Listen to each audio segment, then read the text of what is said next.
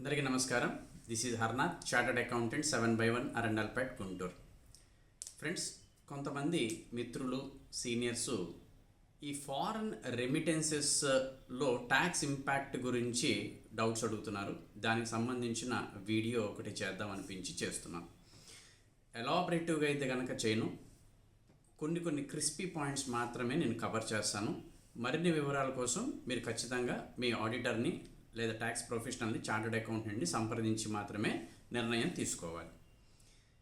LRS liberalised remittance scheme అని చెప్పని RBI 2004లో ఒక స్కీమ్ని తీసుకొచ్చింది.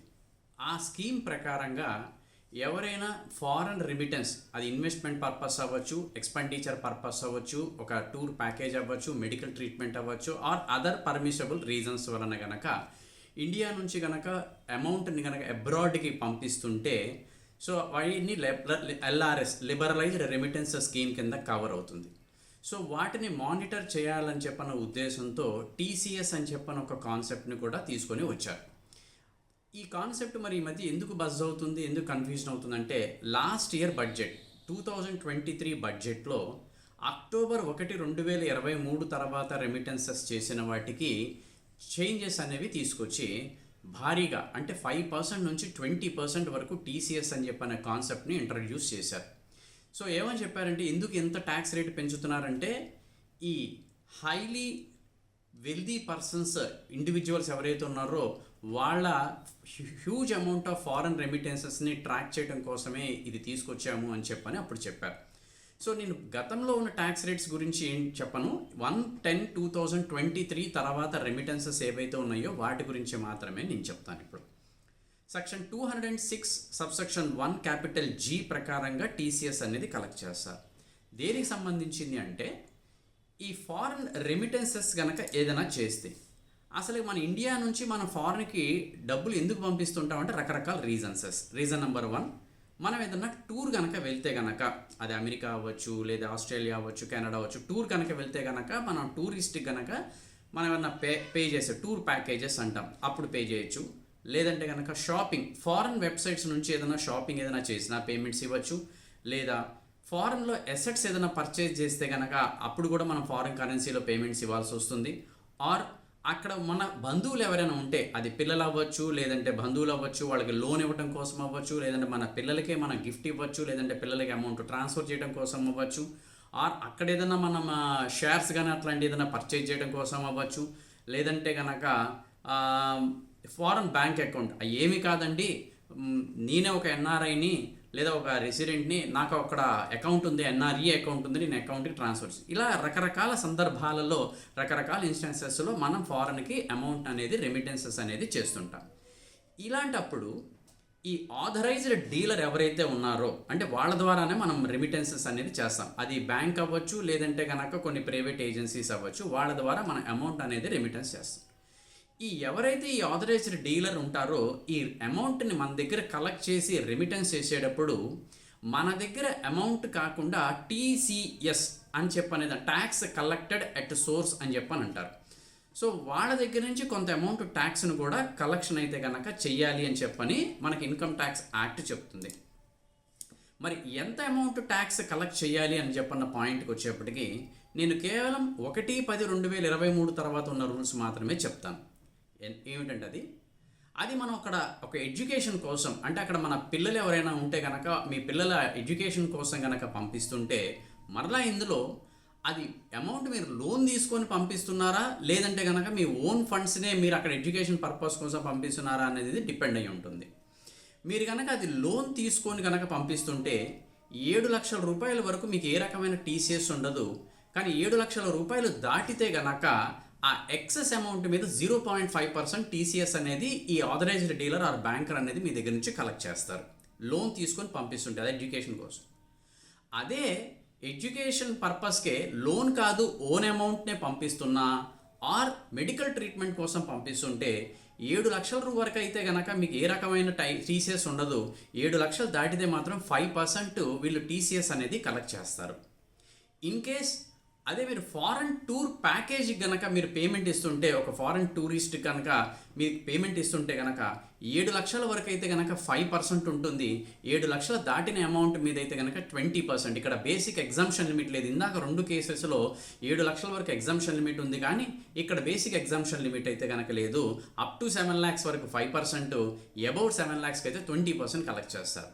ఇక ఈ 3 పర్పసెస్ కాకుండా, అంటే ఎడ్యుకేషన్ కాదు, మెడికల్ ట్రీట్మెంట్ కాదు, ఫారెన్ టూర్ ప్యాకేజ్ కాదు, ఇంకా వేరే పర్పసెస్కి, అంటే మన బంధువులు కానీ పిల్లలు కానీ ఎవరైనా ఉంటే వాళ్ళకి పంపిస్తున్నా, లేదా అక్కడ అసెట్స్ కొనటం కోసం అని చెప్పని పంపిస్తున్నా, లోన్గా ఇస్తున్నా, ఇలాంటి సందర్భాలలో అయితే కనుక 7 lakhs వరకు అయితే బేసిక్ ఎగ్జామ్షన్ లిమిట్ ఉంటుంది, థ్రెషోల్డ్ లిమిట్. 7 lakhs దాటితే కనుక 20% అమౌంట్ టీసీఎస్ కింద కలెక్ట్ చేస్తారు ఈ ఆథరైజ్డ్ బ్యాంకర్. 20% దేని మీద అంటే, ఉదాహరణకి మీరు 8 లక్షలు పంపిస్తున్నారు అనుకోండి, 8 లక్షల మీద 20% ఉండదు. 7 లక్షల రూపాయలు దాటింది 1 lakh కాబట్టి 1 lakh మీద 20% టీసీఎస్ అని చెప్పి అనేది బ్యాంక్ వాళ్ళు కలెక్ట్ చేసి మీ అకౌంట్కి క్రెడిట్ చేస్తారు. మీకు ఒక టీసీఎస్ సర్టిఫికేట్ కూడా ఇస్తారు. ఇక్కడ డౌట్ ఏంటంటే, చాలామంది అడిగేది, సార్ ఇట్లా టీసీఎస్ కలెక్ట్ చేసిన దాన్ని మేము మరలా మేము ఇన్కమ్ ట్యాక్స్ రిటర్న్లో రిఫండ్ కానీ అడ్జస్ట్ కానీ చేసుకోవచ్చు అంటే, ఎస్ చేసుకోవచ్చు. మీరు ఆ సంవత్సరం అయిపోయిన తర్వాత డ్యూ డేట్ లోపల మీరు ఇన్కమ్ ట్యాక్స్ రిటర్న్ ఫైల్ చేస్తారు కాబట్టి, మీరు ఏదైనా ఇన్కమ్స్ మీద మీరు ట్యాక్స్ కట్టవలసి వస్తే, ఆ కట్టవలసిన ట్యాక్స్ లైబిలిటీ నుంచి ఈ టీసీఎస్ అమౌంట్ని అడ్జస్ట్ చేసుకోవచ్చు. లేదు సార్ అసలు నాకు వేరే ఏ ఇన్కమ్ మీద మీరు ట్యాక్స్ కట్టాల్సిన అవసరం లేదు అనుకుంటే కనుక, మీరు కట్ చేసిన టీసీఎస్ని మీకు రిఫండ్గా కూడా మీరు క్లెయిమ్ చేసుకునే అవకాశం అయితే కనుక ఉంటుంది. అండ్ ఈ ఎల్ఆర్ఎస్ స్కీమ్ కిందే ఆర్బీఐ నామ్స్ కూడా కొన్ని లిబరల్ నామ్స్ కింద ఏమి ఇచ్చిందంటే, ఒక రెసిడెంట్ ఒక ఇయర్లో, ఒక ఫైనాన్షియల్ ఇయర్లో $2.5 lakh వరకు ఫారెన్కి రెమిటెన్స్ అయితే కనుక చేసుకోవచ్చు అని చెప్పని పెట్టింది. అదే కనుక ఒక ఎన్ఆర్ఐ అయితే కనుక 1 million అంటే $10 lakh వరకు రెమిటెన్స్ చేసుకోవచ్చు. అంటే ఈ లిమిటేషన్ 2.5 lakh రెసిడెంట్స్కి, ఎన్ఆర్ఎస్కి అయితే $1 million రెమిటెన్స్ అనేది చేసుకోవచ్చు. కానీ income tax act section 206(1)G ప్రకారంగా టీసీఎస్ అయితే కనుక అప్లై అవుతుంది. అంతకంటే దాటి అయితే కనుక ఇక రెమిటెన్స్ చేయడానికి వీల్లేదని చెప్పని LRS and RBI FEMA guidelines ప్రకారంగా చెప్తుంది. ఈ 7 lakhs లిమిట్ కానీ 2.5 lakh లిమిట్స్ కూడా capital and current account transactions రెండు కూడా కలిపి మీకు ఆ లిమిట్స్ అనేవి అప్లై అవుతాయి. దెన్ అదే సార్, ఇప్పుడు అబ్రాడ్ నుంచి మనం ఇండియాకి డబ్బులు తీసుకురావాలంటే దానికి ఏమన్నా ట్యాక్స్ కట్టాలంటే, అబ్రాడ్ నుంచి ఇండియాకి తీసుకొచ్చేటప్పుడు ఏ కంట్రీలో నుంచి అయితే మనం పంపిస్తున్నారో, రెమిటెన్స్ చేస్తున్నారో, ఆ కంట్రీ యొక్క ట్యాక్స్ లాస్ ఏవైతే ఉన్నాయో ఆ ట్యాక్స్ లాస్ని ఫాలో అయితే అవ్వాలి.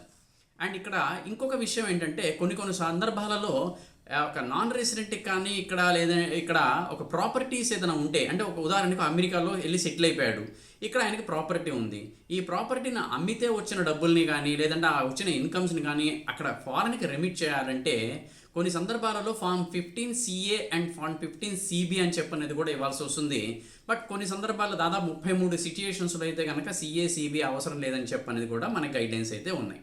మిగిలిన సందర్భాల్లో అయితే కనుక ప్రాపర్ ట్యాక్స్ ఇక్కడ డిడక్ట్ చేసిన తర్వాత, ఆ ట్యాక్స్ రెమిటెన్స్ చేసిన తర్వాత ఫామ్ 15CA CB ఇస్తేనే మనకు ఆ రెమిటెన్స్ అనేది ఆథరైజ్డ్ డీలర్ అనేది పంపిస్తాడు.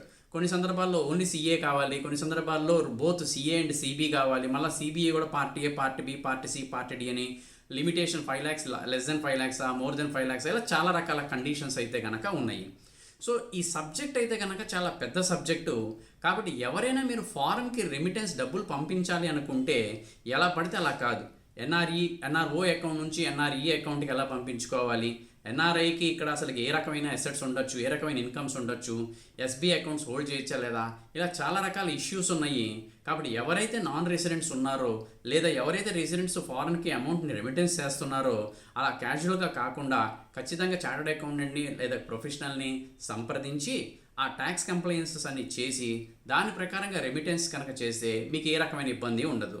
ఇవి కనుక ఫారెన్ రెమిటెన్సెస్ చేసిన అన్నీ కూడా మీకు AIS యాన్యువల్ ఇన్ఫర్మేషన్ స్టేట్మెంట్స్లో కూడా రిఫ్లెక్ట్ అవుతున్నాయి. వాటిని మనం ఫైల్ చేసి ఇన్కమ్ ట్యాక్స్ రిటర్న్స్తో కూడా మ్యాచ్ చేసుకొని దాని ప్రకారంగా ఫైల్ చేసుకోవాలి. అండ్ ఈ CA CB కనుక ప్రాపర్గా కనుక చేయకపోతే ₹1,00,000 వరకు పెనాల్టీ కూడా పే చేయాల్సి వస్తుంది.